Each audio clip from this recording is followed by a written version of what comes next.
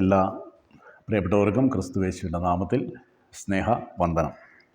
ഇന്നത്തെ ചിന്തയ്ക്ക് നമുക്ക് മത്തായി എഴുതിയ സുവിശേഷം 9-ാം അധ്യായത്തിലേക്ക് വരാം. മത്തായി എഴുതിയ സുവിശേഷം 9-ാം അധ്യായം, അതിൻ്റെ 14, 15, 16, 17 വാക്യങ്ങൾ നമുക്ക് പ്രാരംഭമായിട്ട് വായിച്ചാം. യോഹന്നാൻ്റെ ശിഷ്യന്മാർ അവൻ്റെ അടുക്കൽ വന്നു. ഞങ്ങളും പരീശന്മാരും വളരെ ഉപവസിക്കുന്നു. നിന്റെ ശിഷ്യന്മാർ ഉപവസിക്കാത്തത് എന്ത് എന്ന് ചോദിച്ചു. യേശു അവരോട് പറഞ്ഞത്, മണവാളൻ കൂടെയുള്ളപ്പോൾ തോഴ്മക്കാർക്ക് ദുഃഖിപ്പാൻ കഴിയുകയില്ല. മണവാളൻ പിരിഞ്ഞു പോകുന്ന നാൾ വരും, അന്ന് അവർ ഉപവസിക്കും. കോടിത്തുണിക്കണ്ടം ആരും പഴയ വസ്ത്രത്തിൽ ചേർത്ത് തുന്നുമാറില്ല. തുന്നിച്ചേർത്താൽ അതുകൊണ്ട് വസ്ത്രം കീറും, ചീന്തൽ ഏറ്റവും വല്ലാതായിത്തീരും. പുതുവീഞ്ഞ് പഴയ തുരുത്തിയിൽ പകരുമാറില്ല. പകർന്നാൽ തുരുത്തി പൊളിഞ്ഞ് വീഞ്ഞ് ഒഴുകിപ്പോകും, തുരുത്തിയും നശിച്ചു പോകും. പുതുവീഞ്ഞ് പുതിയ തുരുത്തിയിലേ പകർന്നു വയ്ക്കാറുള്ളൂ. അങ്ങനെ രണ്ടും ഭദ്രമായിരിക്കും.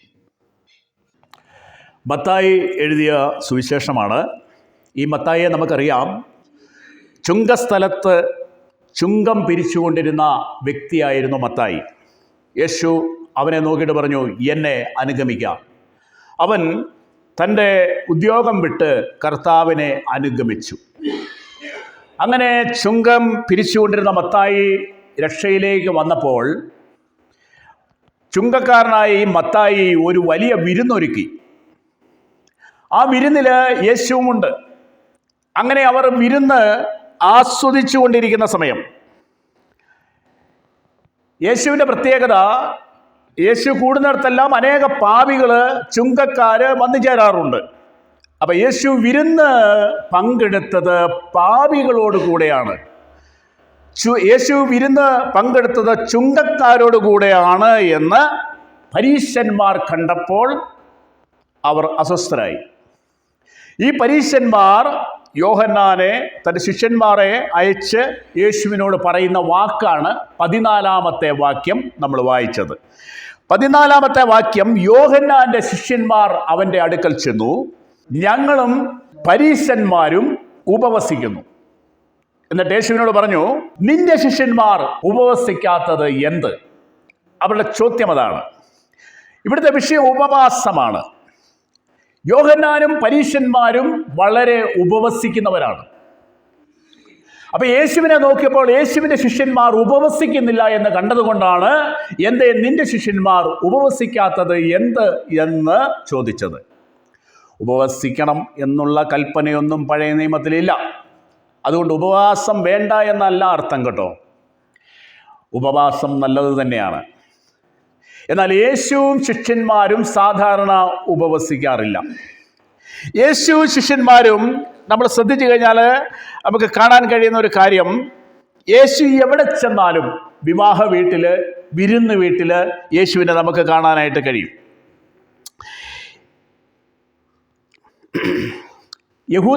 യഹൂദന്മാര് ഉപവാസിക്കാൻ കൽപ്പനയില്ലെങ്കിലും അവർ ഉപവസിക്കുമായിരുന്നു. ഏത് ദിവസമാണെന്ന് ചോദിച്ചാൽ മഹാപാപപരിഹാര ദിവസം യഹൂദന്മാർ ഉപവസിക്കാറുണ്ട്. പിന്നെ കാലം മുൻപോട്ട് വന്നപ്പോൾ ഈ പരീശന്മാരൊക്കെ എന്ത് ചെയ്തു എന്ന് ചോദിച്ചാൽ ആഴ്ച 2 ദിവസം ഒക്കെ അവർ ഉപവസിക്കും. യോഹന്നാൻ്റെ ശിഷ്യന്മാരും ആ നിലയിൽ ഉപവസിക്കുന്നവർ ആയിരുന്നു എന്ന് നമുക്ക് കാണാം. അതുകൊണ്ട് ഉപവാസം വേണ്ട എന്നല്ല അർത്ഥം, അത് ഇവിടെ അർത്ഥമാക്കുന്നില്ല. 15-ാം വാക്യം വായിച്ചാണ്. 15, യേശു അതിനുള്ള മറുപടി പറയുകയാണ്.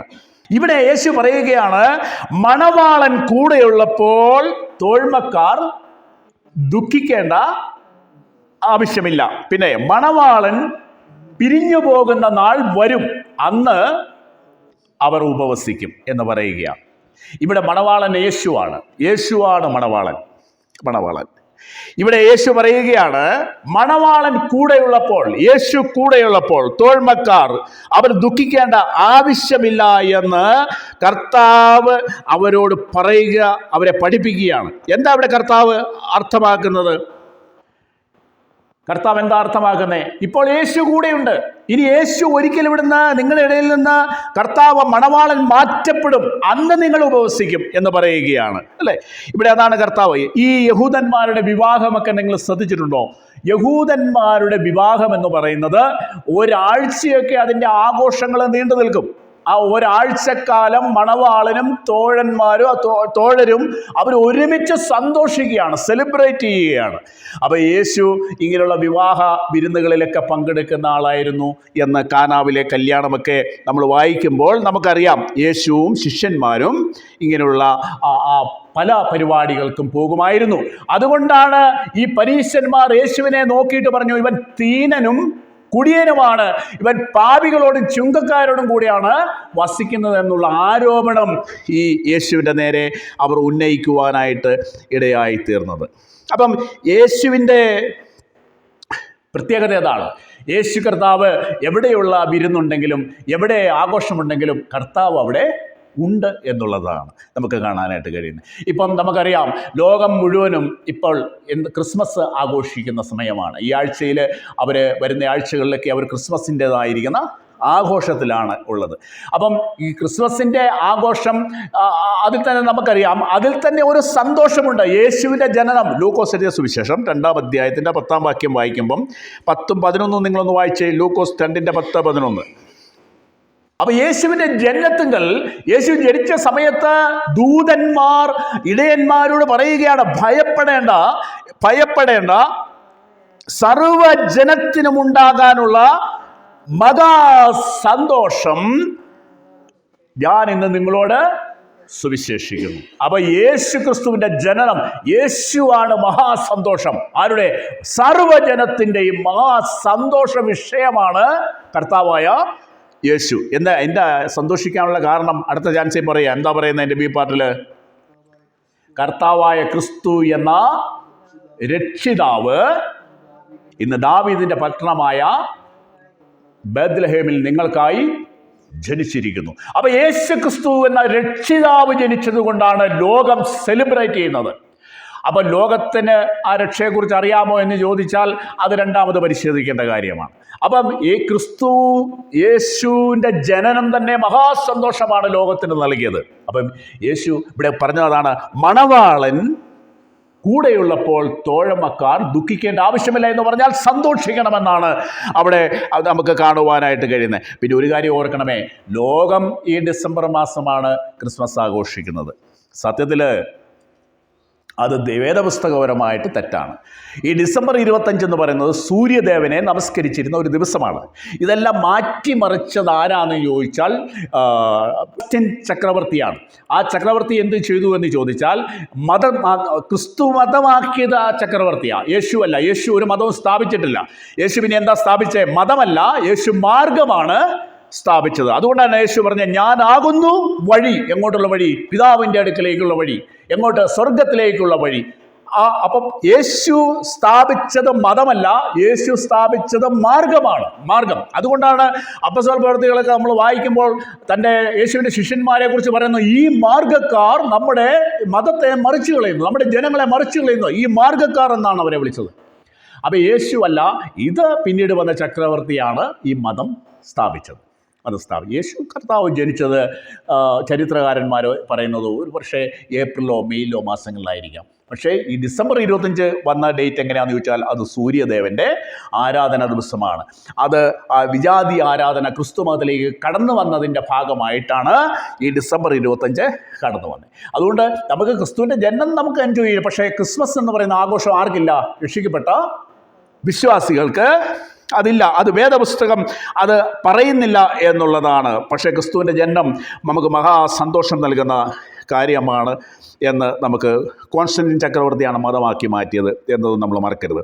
മത്തായി സുവിശേഷത്തിലേക്ക് വന്നേ അതിൻ്റെ 15-ാമത്തെ വാക്യത്തിൽ യേശു പറയുകയാണ്, യേശു മണവാളൻ കൂടെയുള്ളപ്പോൾ, അല്ലേ, മണവാളൻ കൂടെയുള്ളപ്പോൾ തോഴ്മക്കാർ ദുഃഖിക്കാറില്ല എന്നാണ് പറയുന്നത്. ഈ മണവാളൻ യേശുവാണ്, അല്ലേ.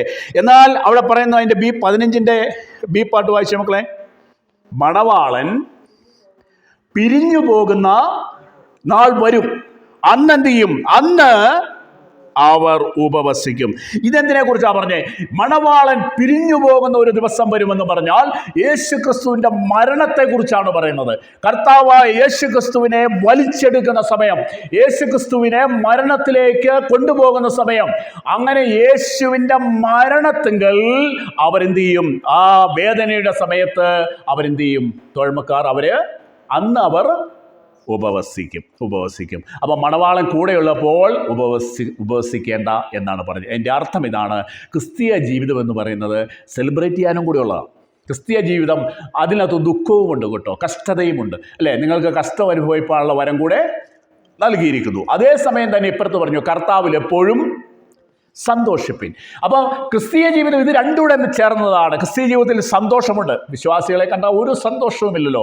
അനേക വിശ്വാസികളെ കണ്ടാൽ ഒരു സന്തോഷവുമില്ലാത്തവരാണ്. പക്ഷേ ഇത് എൻജോയ് ചെയ്യുന്ന, സെലിബ്രേറ്റ് ചെയ്യുന്നതാണ്. അതുകൊണ്ടാണ് 1-ാം നൂറ്റാണ്ടിലെ ദൈവമക്കൾ കൂടി വന്നപ്പോൾ അവരുടെ ഇടയിൽ സംഭവിച്ച ഒരു കാര്യത്തെക്കുറിച്ച് പരിശുദ്ധാത്മാവ് എഴുതി.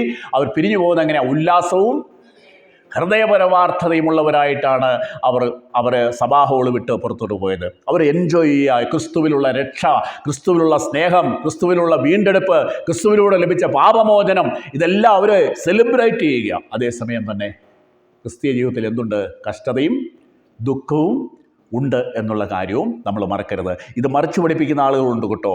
പ്രോസ്പെരിറ്റി സുവിശേഷം സമൃദ്ധിയുടെ സുവിശേഷം അറിയിക്കുന്നവരുണ്ട് കേട്ടോ. അവരുടെ ഇടയിൽ പോയിരുന്നാൽ നമ്മളോർക്കും ലോകത്തൊരു കഷ്ടവും ഇല്ലെന്ന് അവർ പഠിപ്പിക്കുന്നത് എങ്ങനെയാണ്? നീ സൈക്കിളെ വന്നാൽ BMW തിരിച്ച് പോകാം. അവർ പഠിപ്പിക്കുന്നത് അങ്ങനെയാണ് കേട്ടോ. നീ ഇങ്ങോട്ട് കാറിലാണ് വന്നെങ്കിൽ പിന്നെ വലിയ വണ്ടിയിൽ പോകാം. അങ്ങനെ അവർ പഠിപ്പിക്കുന്ന പ്രോസ്പെരിറ്റി ഗോസ്പൽ, അത് ദൈവശാസ്ത്രപരമായി തെറ്റാണ്. എന്നാൽ ക്രിസ്തീയ ജീവിതം എന്ന് പറയുന്നത് എന്നും തലകുനിച്ച് ദുഃഖിച്ചിരിക്കേണ്ട ഒരു കാര്യവുമല്ല. ക്രിസ്തുവിൽ സന്തോഷിക്കുകയും അതേസമയം നമ്മുടെ ജീവിതത്തിൽ ഉണ്ടാകുന്ന ദുഃഖങ്ങളെയും വേദനകളെയും കഷ്ടങ്ങളെയും അത് മനസ്സിലാക്കി, നമ്മൾ ഈ ഭൂമിയിലാണ്, നമ്മുടെ ശരീരം വീണ്ടെടുക്കപ്പെട്ടിട്ടില്ല എന്നുള്ള കാര്യം മനസ്സിലാക്കി ഇത് ഈക്വൽ ചെയ്ത് ഇത് ബാലൻസ്ഡ് ആയിരിക്കണം ടീച്ചിങ്ങും നമ്മൾ മനസ്സിലാക്കുന്നതും. അങ്ങനെയാണ് യേശു പഠിപ്പിച്ചത്. യേശു പറയുകയാണ്, ഇപ്പോൾ മണവാളൻ കൂടെയുള്ളപ്പോൾ അവർ ദുഃഖിക്കേണ്ട ആവശ്യമില്ല. എന്നാൽ മണവാളൻ ഒരിക്കൽ പിരിയുന്ന നാൾ വരും, അന്ന് ഇവർ ഉപവസിക്കും എന്ന് യേശു പറഞ്ഞത്. ഈ കർത്താവായ യേശുവിനെ ഇവർ വലിച്ചെടുക്കുന്ന, അവർ കൊണ്ടുപോകുന്ന, ക്രൂശിലേക്ക് യാഗമായി അർപ്പിക്കാൻ പോകുന്ന സമയമുണ്ട്. തൻ്റെ മരണത്തെക്കുറിച്ചാണ് യേശു അവിടെ പറയുവാനായിട്ട് ഇടയായി തീർന്നത് എന്ന് നാം ഓർക്കണം.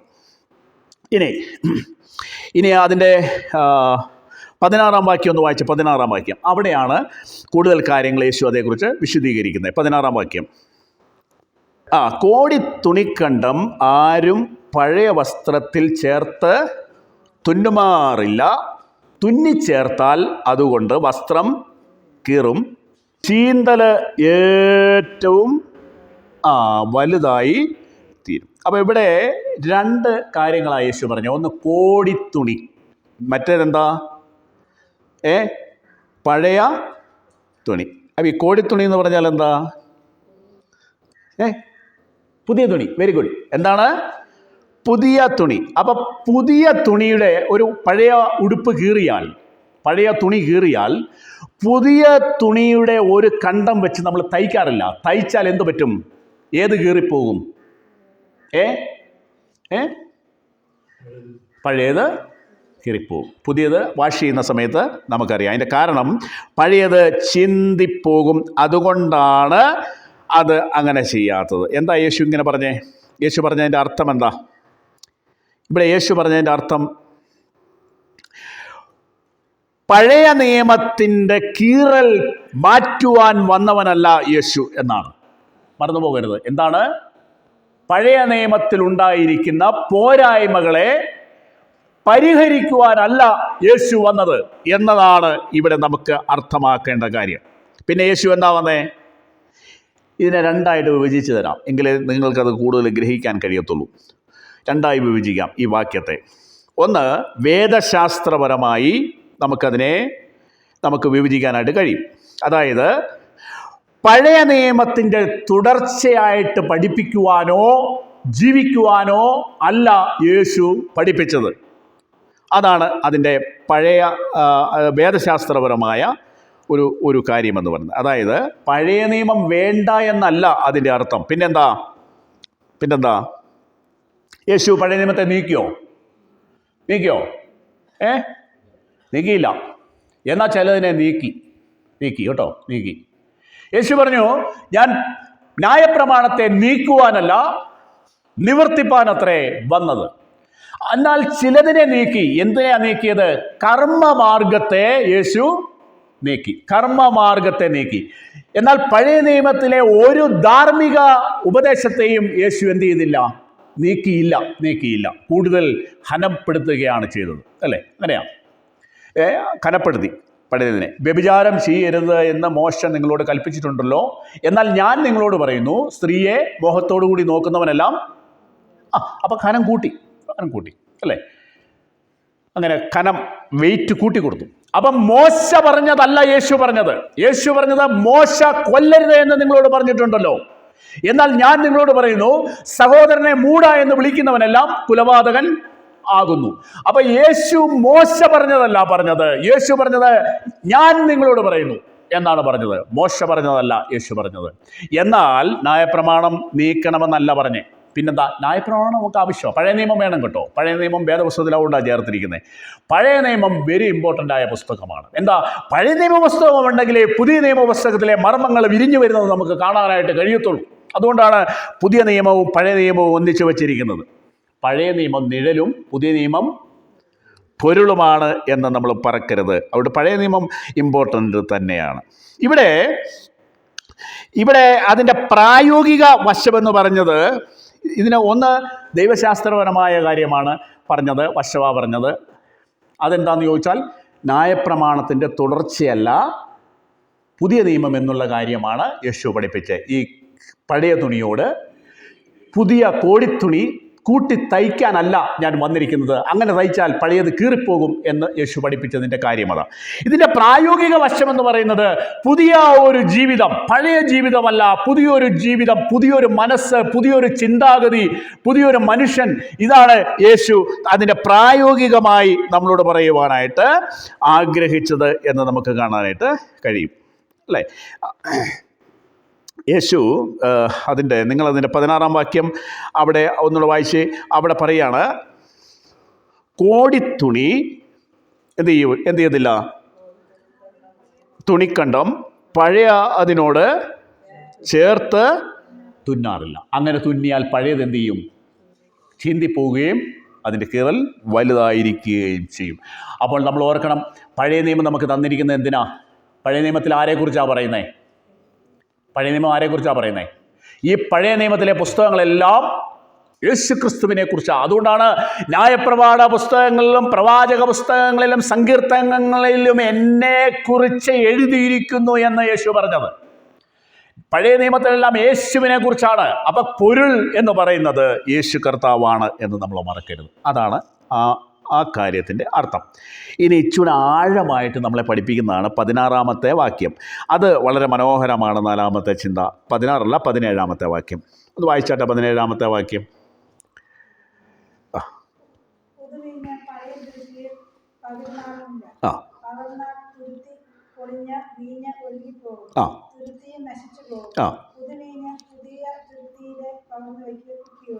ഇവിടെ അങ്ങനെ രണ്ടും ഭദ്രമായിരിക്കും, അല്ലേ? ഇവിടെ നിങ്ങൾ ശ്രദ്ധിച്ചോ, രണ്ട് കാര്യം. ഒന്ന് പുതിയ തുരുത്തി, പിന്നെ പഴയ തുരുത്തി. രണ്ട് തുരുത്തിയെക്കുറിച്ചാണ് പറയുന്നത്. തുരുത്തി എന്ന് പറഞ്ഞാൽ എന്താ? തുരുത്തി എന്ന് പറഞ്ഞാൽ അറിയാമോ? തുരുത്തി എന്ന് പറഞ്ഞാൽ അക്കാലത്ത് വീഞ്ഞൊഴിച്ചു വയ്ക്കുവാനായിട്ട് ഉണ്ടാക്കുന്ന ഒരു തോൽഭരണിയാണ്. മൃഗങ്ങളുടെ തോലെടുത്ത് അത് ഊറയ്ക്കിടും.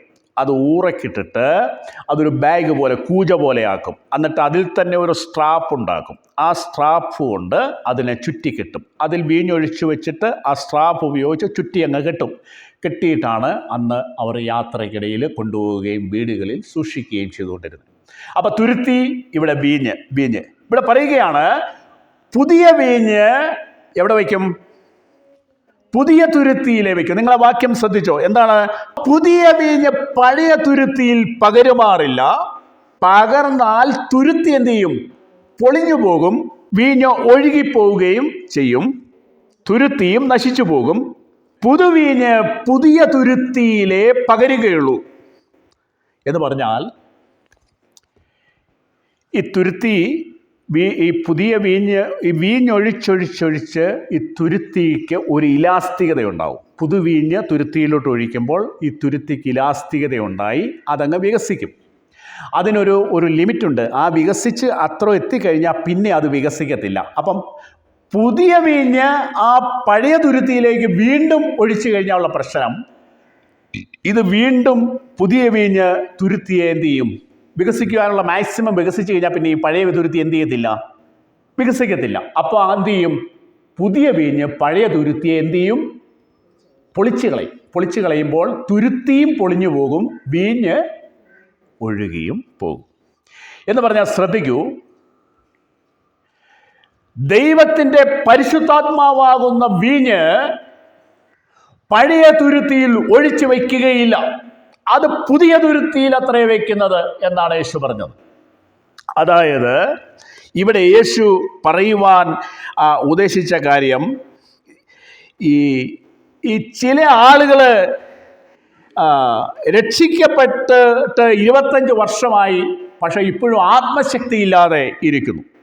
അതിൻ്റെ കാരണം എന്താണെന്നാണ് യേശു ഇവിടെ പറഞ്ഞേ? അതിൻ്റെ കാരണം തുരുത്തി പഴയതാണ്.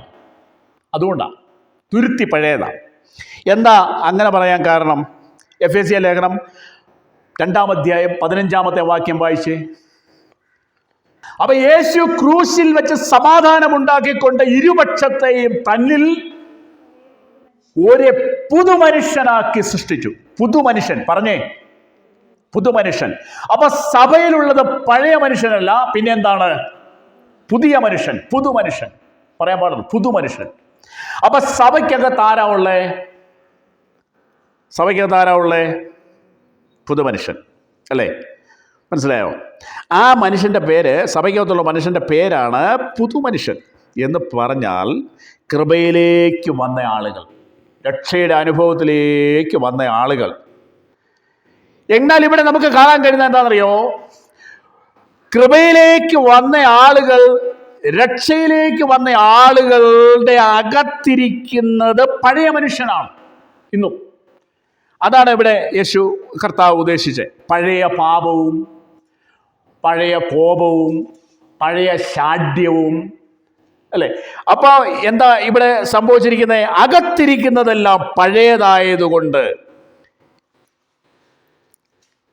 യേശു പറയുക, പുതുവീഞ്ഞ് പഴയ തുരുത്തിയിൽ എന്ത് ചെയ്തില്ല? പകരുകയില്ല.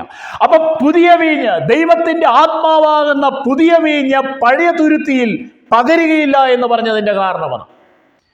ഈ വീഞ്ഞിന് ഇവിടെ കൊടുത്തിരിക്കുന്ന അർത്ഥം പരിശുദ്ധാത്മാവാണ്. ഇവിടെ വേറെ പലയിടത്തും പല അർത്ഥങ്ങൾ വരാം സന്ദർഭോചിതമായിട്ട്. അപ്പോസ്തല പ്രവൃത്തി നമ്മൾ വായിക്കുമ്പോൾ പരിശുദ്ധാത്മാവ് ആദ്യമായിട്ട് ഭൂമിയിലേക്ക് വന്ന ദിവസം പരിശുദ്ധാത്മാവ് അവരുടെ മേൽ വന്നു. അവർ ആത്മാവ് നിറഞ്ഞവരായി തീർന്നപ്പോൾ അവർ എഴുന്നേറ്റ് നിന്ന് പ്രസംഗിച്ചു, അവർ അന്യഭാഷയിൽ സംസാരിച്ചു. അത് കേട്ട പുറത്ത് നിന്നവർ ഇവരെ കുറിച്ച് എന്താ പറഞ്ഞേ? ഇവരെന്ത് കുടിച്ചെന്നാ പറഞ്ഞേ?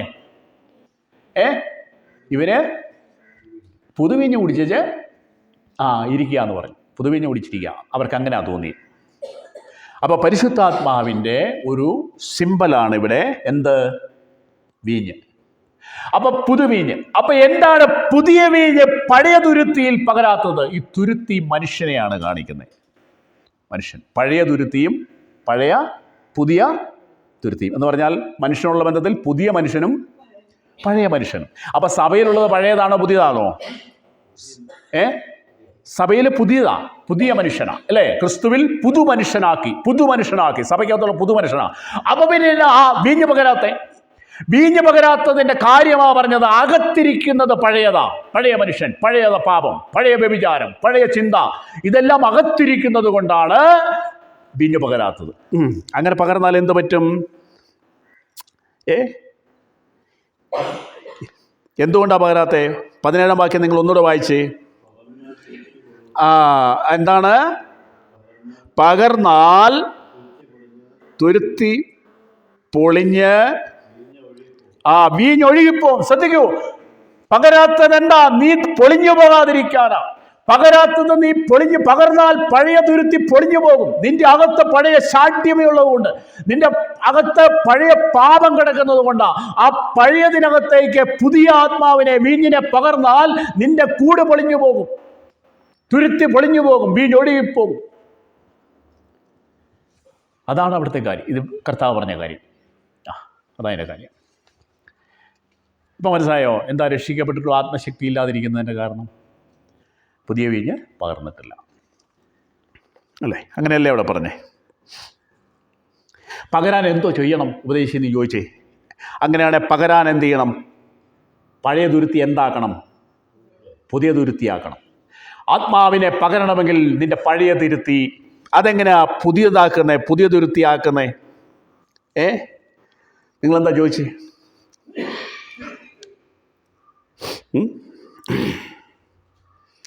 17-ാം വാക്യത്തിൻ്റെ ബി പാർട്ട് ഒന്ന് വായിച്ചാൽ പോണേ. 17-ന്റെ ബി പാർട്ട്. പകർന്നാൽ എന്ത് സംഭവിക്കും? തുരുത്തി പൊളിഞ്ഞ്. മനസ്സിലായോ എന്തുകൊണ്ടാണ് തുരുത്തി പൊളിയുന്നേ? തുരുത്തി എന്തു പറ്റും? വീഞ്ഞ് ഒഴുകുകയും പോകും, തുരുത്തി നശിച്ചു പോകും. അപ്പം ഒന്നോർത്തേ, നമ്മോടുള്ള സ്നേഹം കൊണ്ടല്ലേ പകരാതിരിക്കുന്നത്? പലയിടത്തും പകരാതിരിക്കുന്നത് എന്താ? നമ്മളോടുള്ള സ്നേഹം. പകർന്നാൽ എന്തോ പറ്റും? തുരുത്തി പൊളിഞ്ഞു പോകും. നീ പൊളിയാതിരിക്കാനാണ് പകരാത്തത്. അത് നമ്മൾ മറക്കരുത്. ഒരുവൻ ക്രിസ്തുവിലായാൽ അവൻ പുതിയ സൃഷ്ടിയാകുന്നു. പുതിയ മനുഷ്യനാകണം, പുതിയ സൃഷ്ടി. നമ്മുടെ അകത്താണ് മാറ്റം വരേണ്ടത്. ഞാൻ പറയുന്നത് നിങ്ങൾക്ക് ഇഷ്ടപ്പെട്ടാലും ഇഷ്ടപ്പെട്ടില്ലെങ്കിലും കർത്താവിൻ്റെ വചനം എങ്ങനെയാണ് പറയുന്നത്? തുരുത്തി പുതിയതാക്കണം. പുതിയ തുരുത്തി, പുതുവീഞ്ഞ് പകരണമെങ്കിൽ പുതിയ തുരുത്തി എന്ന് പറയാൻ നമ്മുടെ അകത്തിരിക്കുന്ന പാപത്തിൻ്റെ ആ കറയെ മാറ്റണം. നമ്മുടെ അകത്തിരിക്കുന്ന പാപത്തിൻ്റെ ക്ലാവ് ഉണ്ടല്ലോ, അതിനെ നമ്മൾ മാറ്റിക്കളയണമെന്നാണ് കർത്താവ് നമ്മെ പഠിപ്പിക്കുന്നത്. അതിനെന്തോ ചെയ്യണം? അങ്ങനെയാണ് പുതിയ ആത്മാവിനെ പകരാൻ എന്ത് ചെയ്യണം? അപ്പം മനുഷ്യൻ്റെ പാപപരിഹാരത്തിനായിട്ടാണ് യേശു ഭൂമിയിലേക്ക് വന്നത്. മറ്റൊരുത്തനിലും രക്ഷയില്ല. നാം രക്ഷിക്കപ്പെടുവാൻ ആകാശത്തിന്റെ കീഴിൽ മനുഷ്യരുടെ ഇടയിൽ നൽകപ്പെട്ട വേറൊരു നാമവുമില്ല, വേറൊരു ദേവനുമില്ല എന്നുള്ളതാണ് സത്യം. ആരാ നമ്മുടെ മനുഷ്യനെ പാപത്തിന് പരിഹാരം വരുത്തുന്നവൻ? കർത്താവായ യേശുക്രിസ്തു മാത്രമാണ്. യേശുക്രിസ്തുവിന് മാത്രമേ മനുഷ്യന്റെ പാപം എന്ന പ്രശ്നത്തിന് ശാശ്വത പരിഹാരം വരുത്തുവാനായിട്ട് കഴിയുകയുള്ളൂ. നിങ്ങൾ എസെക്കിയേൽ 36-26 വായിച്ചേ. 36-26. അപ്പോൾ എന്ത് ചെയ്യണം? തുരുത്തി പുതുതാക്കാൻ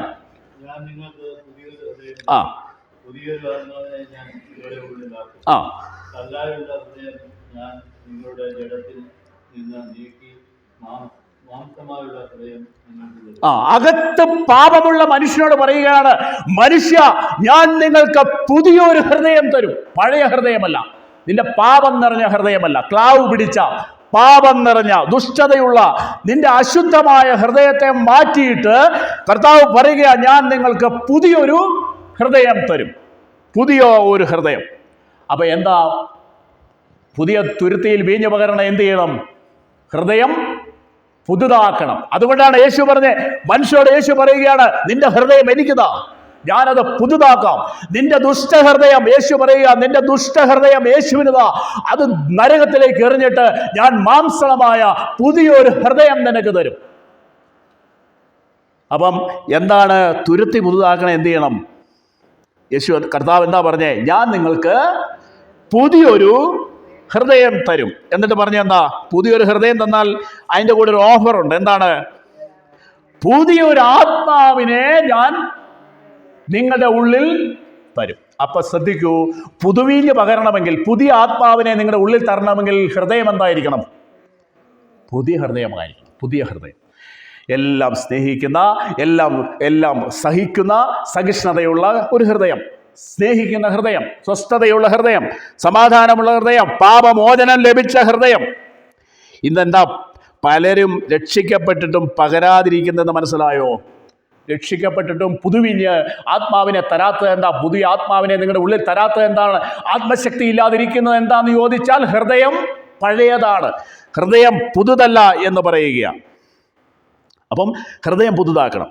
പുതിയ ഹൃദയമാക്കിയാൽ പുതിയ ആത്മാവിനെ അതിലേക്ക് പകരും, അല്ലേ? ആത്മാവിൻ്റെ ഫലം എന്താ? സ്നേഹം, എല്ലാം പൊറുക്കുന്ന ആത്മാവ്. സ്നേഹം, സന്തോഷം, സമാധാനം, ദീർഘക്ഷമ, ദയ, പരോപകാരം, വിശ്വസ്തത, ഇന്ദ്രിയജയം. ആത്മാവിൻ്റെ ഫലങ്ങൾ. പുതിയ ഹൃദയം. അപ്പൊ തുരുത്തി പുതിയതാകാനുള്ള വഴി എന്താ? പുതിയ ഹൃദയം പ്രാപിക്കണം. അപ്പൊ എന്ത് ചെയ്യും? പുതുമനുഷ്യനാവും, പഴയ മനുഷ്യനല്ല. അപ്പൊ പുതുവീഞ്ഞ് പഴയ തുരുത്തിയിൽ പകരുകയില്ല, തുരുത്തി പൊളിഞ്ഞു പോകുന്നത് കൊണ്ടാണ്. അതുകൊണ്ട് പുതിയ തുരുത്തിയിലെ പുതിയ വീഞ്ഞ് പകരുകയുള്ളൂ എന്ന് കർത്താവ് നമ്മെ അവിടെ പഠിപ്പിക്കുക, അല്ലേ? നമുക്ക് ആ നിലയിൽ ജീവിപ്പാനായിട്ട് ഇടയാക്കണം. എന്താണ് നമ്മുടെ തുരുത്തി? എന്ത് ചെയ്യണം? ഈ ആഴ്ചയിൽ എന്ത് ചെയ്യണം? തുരുത്തി പുതുതാക്കണം. വരും ദിവസങ്ങളിൽ ജയകരമായി ക്രിസ്ത്യൻ ജീവിതം നയിപ്പാൻ നമുക്ക് ഇടയായിത്തീരണം. അതാ കർത്താവ് പറഞ്ഞു. ആ വാക്യം ഒന്ന് വായിച്ച് നമുക്ക് അങ്ങ് അവസാനിപ്പിക്കാമേ. ആ വാക്യം ഒന്നുകൂടെ വായിച്ചേ. ഞാൻ നിങ്ങൾക്ക് പുതിയൊരു ഹൃദയം തരും, പുതിയൊരു ആത്മാവിനെ നിങ്ങളുടെ ഉള്ളിൽ ആക്കും. അത് കർത്താവ് പറഞ്ഞു. ഒറ്റ വഴിയേ ഉള്ളൂ. അങ്ങനെ ചെയ്താൽ മത്തായി 9:17 വായിച്ചേ. അങ്ങനെ ചെയ്താൽ എന്ത് ഫലം ഉണ്ടാവും? പുതിയ വീഞ്ഞ് പഴയ തുരുത്തിക്കകത്ത് പകരിയല്ല. അതുകൊണ്ട് എന്ത് ചെയ്യണം? പകർന്നാൽ എന്ത് സംഭവിക്കും? തുരുത്തി പൊളിഞ്ഞു പോകും. തുരുത്തി പൊളിയാതിരിക്കാനാ, നീ പൊളിയാതിരിക്കാൻ വേണ്ടിയാ പകരാത്തെ. പിന്നെ വായിച്ചേ. തുരുത്തി നീ പൊളിഞ്ഞു പോകും, നശിച്ചു പോകും. പോകാതിരിക്കാൻ. പിന്നെ പുതിയ വീഞ്ഞ് പുതിയ തുരുത്തിയിലേ പകരുകയുള്ളൂ. അപ്പോൾ രണ്ടും എന്തായിരിക്കും? ഭദ്രമായിരിക്കും, അല്ലേ? ഇന്ന് രാവിലെ സമയം പുതിയ തുരുത്തിയാകുവാൻ, പുതിയ മനുഷ്യനാകണം. പുതിയ ഹൃദയം കർത്താവിനോട് തരാം. പുതിയ ഹൃദയം, പഴയ പാപമെല്ലാം മാറ്റി പുതുമനുഷ്യനാകണം. പഴയതെല്ലാം മാറ്റിയിട്ട് പുതിയ മനുഷ്യൻ. ആത്മാർത്ഥമായിട്ടൊന്ന് പറഞ്ഞേ, നമുക്ക് ഒരുമിച്ച് പറയാം. കർത്താവെ, രക്ഷിക്കപ്പെട്ടിട്ട് 25 വർഷമായി, 30 വർഷമായി. ഒരു പുതിയ മനുഷ്യനാക്കി ഞങ്ങളെ തീർക്കണമേ. ഒരു പുതിയ ഹൃദയം ഞങ്ങൾക്ക് തരണമേ. നിന്റെ ആത്മാവിനെ ഞങ്ങളുടെ ഉള്ളിൽ നിറയ്ക്കണമേ എന്നൊന്ന് പ്രാർത്ഥിക്കാമോ? ആത്മാർത്ഥമായിട്ടൊന്ന് പ്രാർത്ഥിച്ച്. ഒരു പുതിയ മനുഷ്യൻ, പുതിയ ജീവിതം, പുതിയ മാതൃക, പുതിയ സാക്ഷ്യം, പുതിയ സംസാരം, പുതിയ ചിന്ത, പുതിയ മനസ്സ്, പുതിയ ആലോചന. ഒരുവൻ ക്രിസ്തുവിലായാൽ അവൻ പുതിയ സൃഷ്ടിയാകുന്നു. ഇതാ സകലവും കഴിഞ്ഞുപോയി, അവൻ സകലവും പുതുതായി തീരുന്ന ഒരവസ്ഥ. കർത്താവ് നമ്മെ സഹായിക്കട്ടെ. ഈ ദിവസങ്ങളിൽ ഹൃദയത്തിൽ ആത്മാർത്ഥമായിട്ട് പ്രാർത്ഥിക്കുവാനും അങ്ങനെ ജീവിപ്പാനും നമുക്ക് ഇടയായിത്തീരണം. കർത്താവ് സഹായിക്കട്ടെ.